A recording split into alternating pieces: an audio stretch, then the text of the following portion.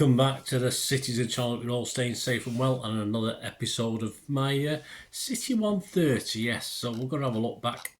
Of course, City became City in 1894-95 season, so I'm recording this throughout the 2024-25 season as a little special looking back at 130 years plus of course, City's history against teams we've played either at home or away. Of course, this one is Wolves away, the old and new, with our trips to the Midlands. I'm going to record this on the 14th of October 2024, so all stats and facts are correct at that time. And of course, I'm recording this before we visit Mull on the 20th of October 2024. So we're going to have a look at some history between us. Please, if you're new to the channel, please push that subscribe button, push the bell notifications, everything City past, present. And I do film and TV stuff as well, so that's any interest, have a look at that. If not, don't worry, there's loads of football. And yeah, we'll get on with this. I'll tell you about other ways of supporting the channel if you like what you see later on before we go. Right, let's have a look at some of the history between us. Our first ever league meeting at Mull was on the 3rd of February 1900, yes, a little bit before even I was around. It was been the home ground Mull of Wolverhampton Wanderers since 1889. First ever league game there was staged on the 7th of September 1889, a 2-0 victory over Notts County. A crowd of 4,000 approximately for that one. These crowds are always sort of estimates and do vary. Our overall away league record, this is just a league against Wolves, played in 59, so not one of the most, well, in numbers, matchups. We've won 15, drawn 13, but we lost 31, so not the greatest ground for us either. We scored 90, but let 134 in. Our biggest ever away win was on the 21st of March 1904, a 6-1 win. And our biggest away defeat, yes, was 8-0. That's not very good, is it? 23rd of December 1933. I'm sure there was some exceptional circumstances for that. About Wolves managers, well, the best manager of all time, well, most people say Stan Cullis is the Wolves' best manager ever. He retired at the age of 31 as a player after 152 league matches as a player for Wolves to become assistant manager, and then he became manager in 1948. Cullis was the manager of Wolves from June 48 to September 1964, winning 2 FA Cups, 3 First Division titles and a Community Shield. His Charity Shield then, wasn't it? His 748 games resulted in 350 wins, 171 draws and 227 losses, earning him a winning record of 46.8%, which is okay. Despite the length in charge, he's not Wolves' longest serving manager though. That honour goes to a guy called Jack Addenbrooke. He served over 37 years at the club as both secretary, which is what managers usually were in the old days. He weren't classed as a manager, and manager from 1885 to 1922. And his tenure as a manager at the club included FA Cup victories in 1893 and 1908. So let's go back in time for our first ever game at Wolves on the 3rd of February 1900. It ended 1-1 in the First Division. It was a cold one with 2 inches of snow on the pitch apparently before kick-off. And the attendance, I've seen 2,000 generally, but I've seen 3,000 as well. So anywhere between 2,000 and 3,000. The Wolves scorer that day, George Bowen, he equalised in the 55th minute, and that was the 500th league goal at Molyneux. So he scored plenty those days.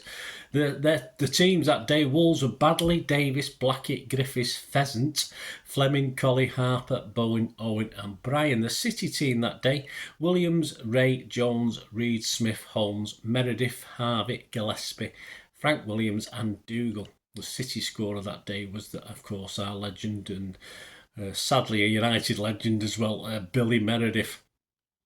It was City's first ever season in the top tier, so we did all right, didn't we? And we'd also drawn at home to Wolves early in the season in front of 20,000, around about that, at Hyde Road. City finished this season a respectable 7th, which wasn't bad at all. Of 18 teams, Wolves finished it 4th. That's a little thing called a foot in both camps. Yes, of course, there's certain players that play for both teams.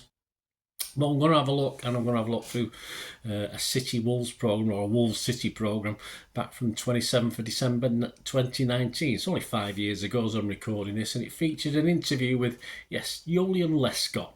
and just a little excerpt of a Q&A that they had with him. So we'll have a look at that, what we had to say about comparisons between City and Wolves at the time. The first question, Joleon, firstly, how do you compare your spells at both Wolves and Manchester City? They were obviously very different, he said, but I saw a lot of change at both. Being part of both clubs with the ambitions at the time was great. They were different ambitions but relevant. The goal at Wolves was to get into the Premier League, which I was lucky enough to be part of. Then the goal on a bigger scale was to win the Premier League at City, which again I was fortunate enough to achieve. He was then asked, we're talking different stages of your career, but how much did the grounding at Wolves help your time at City? He said, obviously performing at the level at City you think differently, but in terms of my applications to the game, it was at Wolves where I was taught the right mindset. Wolves gave me an opportunity to play at an early age, which had a big impact on my whole playing career. Terry Connor was the biggest influence on my career. He took an approach to me that at the time I didn't appreciate, but I learnt to appreciate him for what he was trying to teach me, because he knew what it took to have a career. He was then asked, the two clubs were ambitious during your time. What can you remember about how the successful groups were put together? He said, in terms of the two squads being assembled, they were exciting at the time. At Wolves, Paul Ince, Dennis Irwin, Marc Kennedy, Kenny Miller came in, and they were household names to me. To get their expertise was big, and they helped me fulfil my potential. They were brought in to help to achieve our goal. Then I was part of the group that was brought into initially at City, when the goal was to win the league. Players like Carlos Tevez, Sergio Aguero, Yaya Toure, all household names in football, and the timing of it all was ideal. So how big an achievement was it to reach both targets with the two clubs, he was asked. He said, it was amazing. You can't compare the two because they meant the same amount at the time they were achieved. To get promoted with Wolves was the ultimate goal at the time. At City, the feeling was unreal, but then you kind of get on with it. It wasn't a relief to think we'd won the league. It was a feeling of what next, which is how footballers think. In Sky Blue, you won the Premier League in the most dramatic of circumstances. He said that can't be repeated because of the circumstances. It wasn't just City winning the title, it was against our rivals on the greatest Premier League team and best manager in the history of the Premier League, until now, at the time. You don't think about it, but when you look back, you think, wow, even the 6-1 at Old Trafford that season, people don't think. But if we hadn't won 6-1, we wouldn't have won the league because it went down to goal difference. That was the reason we won the league, not just the 3-2 at the Etihad or the the 1-0 win at the Etihad against United or the QPR win. How would you describe the togetherness in that group of City players, he was asked. He said, it was created due to the perception of how we were assembled. Everyone thought we were just in it for the money, and we didn't get the credit that Chelsea did when they were assembled. Nobody thought we could create something like what is happening now. People were saying it was never going to happen. You'd have said 10 years ago City going to be the best team in the Premier League, people would have said it wouldn't happen.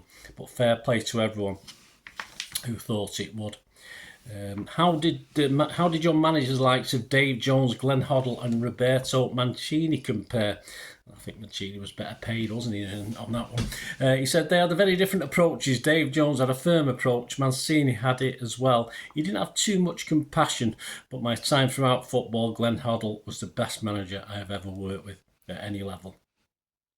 You played a lot of games at Molineux. Just the last question now. You played a lot of games at Molineux and the Etihad. How enjoyable were they to perform at? Well, they were amazing. Whenever I hear Hi Ho, it brings back good memories of Molineux. I only know the chorus, but it brings back an amazing feeling. There was a transition at City, and it showed how important a pre-match show is. Now everyone has their own, but to be a part of that at City, where they turned the lights off and it was just a blue moon highlighted in the stands, was amazing. That used to inspire me. That sort of inspired some of us as well, though a lot of people don't agree with that and still don't agree with the pre-match routines, do they? Of course, my thanks to the Wolves programme there for the information on that. As we get to season more up to date, season 24-25, of course, we're not the greatest start, Wolves, have they, to this season. So what were the sort of average prices? What are the bookies thinking on the chances for this season? Well, to finish top half of the table at the moment is 20-1. They, of course, stand rock bottom as I'm recording this with just 1 point from 7 games, so that would be some sort of achievement, and 20-1 is probably a little bit fair. But strangely enough, there are only 4 favourites to be relegated. There are 3 more teams, despite the position, or the scary position Wolves are in at the moment. There's 3 more teams, as far as the bookies are concerned, more likely to be relegated. So there are 6 to 4 to be relegated, so still odds against. In the FA Cup, they're out the Carabao Cup as I'm recording this. So in the FA Cup, generally the 66 to 1 in a place, but of course generally the 50 to 1. So there you go. So not a lot of hope for Wolves, but I'm sure hopefully when we play them in a few days' time, they won't start picking the points up, and they'll start picking the points up after that, because I think Wolves, they're not a bad team. I think they just need a little break here and there, but we will see. Anyway, I hope you enjoyed this CITY130 special. Let's look at City at Wolves overtime from 1894-5 season, where City became City, and 24-25 season, where we're still blasting along as Manchester City, of course. And there'll be more specials throughout the season. And stay tuned, please, for ways of supporting this channel. Well, I hope you enjoyed the feature, and yeah, if you can support me through the subscription, if you can subscribe, guys, that'd be wonderful if you've not already done so. We do actually have memberships at the moment, just 99p a month, so you get access to all my City stuff, including all the history vlogs, dozens and dozens not been published yet that you get immediate access to, and every time I do a edit and do a vlog, you get immediate access to it as well. So you can have a copy of scripts as well if you want any hard copy of the sort of things I do on matches and teams and managers and players, etc, etc. So if you can join the membership, that'd be wonderful. We do have sponsors at the moment. Kippax 6505 are our current sponsor. They have a little eBay shop, so if you check in the comments section, there's a link there to the shop. They sell movie posters from the 90s and 2000s. They sell DVDs, some classic Hollywood movies, some classic foreign language ones.